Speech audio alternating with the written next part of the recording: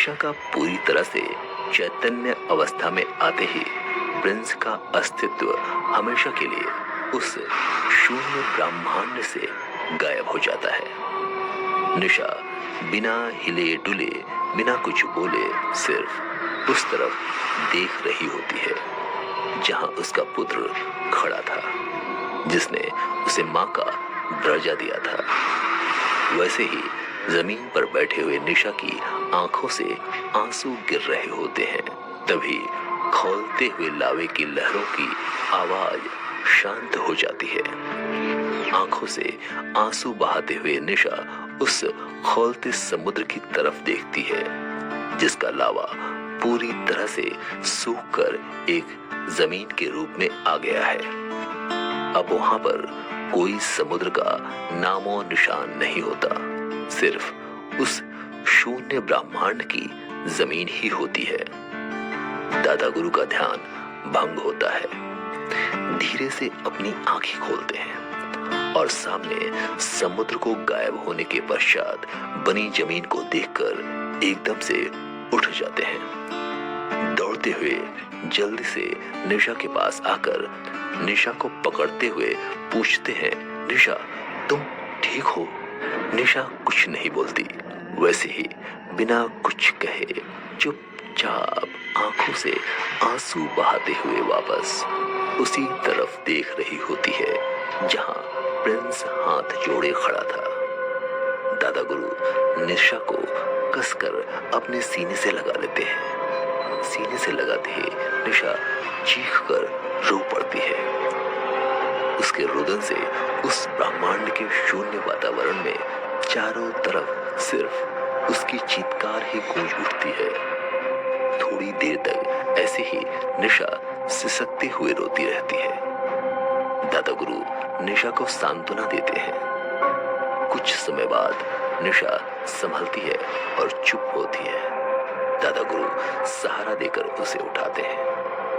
निशा के चेहरे की तरफ देखते हुए एक बार फिर डर से निशा से अलग 2-3 कदम दूर हटकर खड़े हो जाते हैं, क्योंकि निशा की आंखों से साधारण आंसू नहीं, लाल गाढ़ा खून टपक रहा होता है। दादा गुरु निशा को शांत रहने को कहते हैं। दादा गुरु की बात सुनकर निशा दोनों हाथों से अपने आंखों का खून पोंछती है और दादा गुरु की तरफ पीठ करके उस अंधकारमय वातावरण की तरफ देखते हुए बोलती है, दादा गुरु पता नहीं मेरी 3 बहनें जिंदा रह पाएंगी कि नहीं, मैं उनसे मिल पाऊंगी या नहीं पता नहीं, लेकिन इतना तो तय हो चुका है कि मरने से पहले कपाली का अंत, उसका सर्वनाश मैं जरूर कर दूंगी।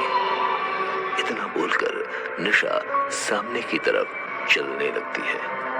दादा गुरु बिना कुछ बोले निशा के पीछे पीछे चलने लगते हैं। करीब आधा घंटे चलने के बाद एक जगह जाकर निशा रुक जाती है। दादा गुरु उसके समीप आकर खड़े होते हैं और पूछते हैं, क्या हुआ निशा, रुक क्यों गई? निशा अपना दायां हाथ सामने उठाते हुए बोलती है, दादा गुरु काला कब्रिस्तान आ गया।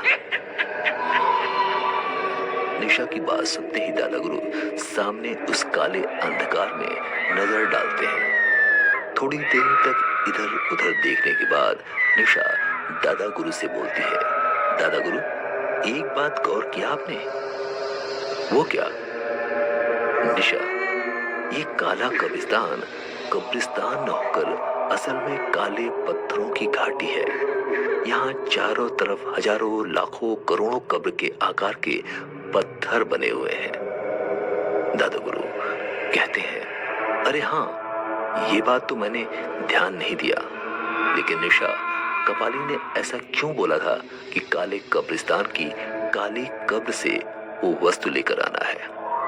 निशा शायद उसे पता नहीं होगा कि ये काला कब्रिस्तान नहीं बल्कि काले पत्थरों की घाटी है, और इस घाटी में हमें उस काले पत्थर को ढूंढना है जिसमें वो रहस्यमयी वस्तु रखी हुई है जो कपाली ने मंगाई है।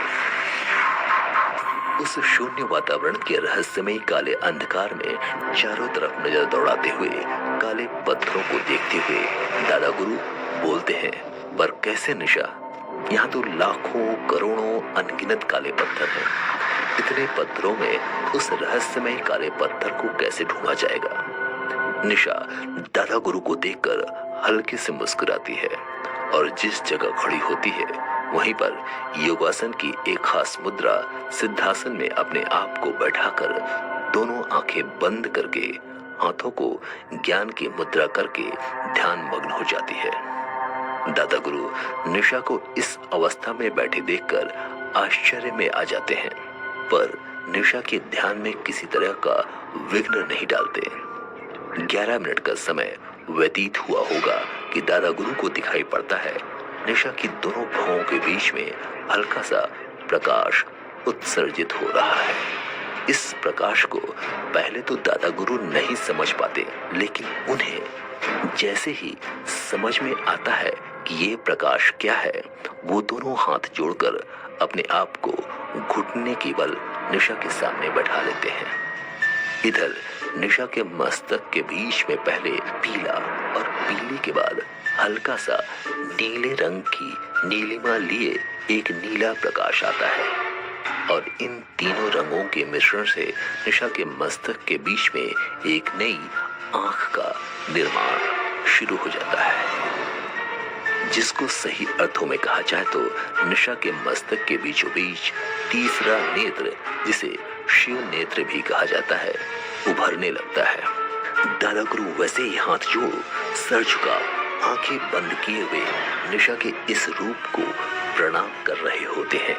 निशा का तीसरा नेत्र इतना तीव्र प्रकाश फैलाता है, लगता है जैसे एक साथ सैकड़ों सूर्य निशा के मस्तक से प्रकाश फैला रहे हों। चारों तरफ वहां काला अंधकारमय वातावरण सुबह के उगते सूरज की लालिमा से भर जाता है। पहली बार इस आयाम के इस अंधकारमय वातावरण में उगते सूरज की लालिमा का प्रकाश आता है। चारों तरफ वातावरण इतना सुरम्य, स्वच्छ, इतना मनमोहक हो जाता है कि दादा गुरु खुशी से खड़े होकर गहरी सांस लेने लगते हैं और अपने आप से बोलते हैं, वाह निशा, स्वयंभू त्रिनेत्र जागरण विधि, तुमने संपूर्ण वातावरण को इतना मनमोहक कर दिया है। लग रहा है पता नहीं कितने समय से किसी गहरी बंद काली गुफा के अंदर पहली बार प्रभात का आगमन हुआ है। दादा गुरु मेरी बात सुनिए जल्दी, मैं ज्यादा देर तक इस नेत्र को जागृति नहीं रख पाऊंगी। दादा गुरु चौंक कर निशा की तरफ देखते हैं। निशा वैसे ही ध्यान मग्न मुद्रा में आंखें बंद किए बैठी होती है। सिर्फ उसके मस्तक की तीसरे नेत्र से प्रकाश निकल रहा होता है और उसके होंठ हिल रहे होते हैं। दादा गुरु निशा के पास आकर बैठते हैं। निशा, दादा गुरु आप जितनी जल्दी हो सके इन काले पत्थरों की घाटी से उस पत्थर को ढूंढ लीजिए, क्योंकि ये तीसरा नेत्र अगर ज्यादा देर तक मैंने जागृत रखा तो मैं स्वयं जलकर राख हो जाऊंगी, क्योंकि मेरे अंदर महादेव जितनी शक्ति नहीं है कि तीसरा नेत्र जागृत कर सकूं। ये नेत्र मैंने कुछ समय के लिए ही जागृत किया है। अगर ज्यादा देर तक ये खुला रहा तो मेरा अस्तित्व ही समाप्त हो जाएगा।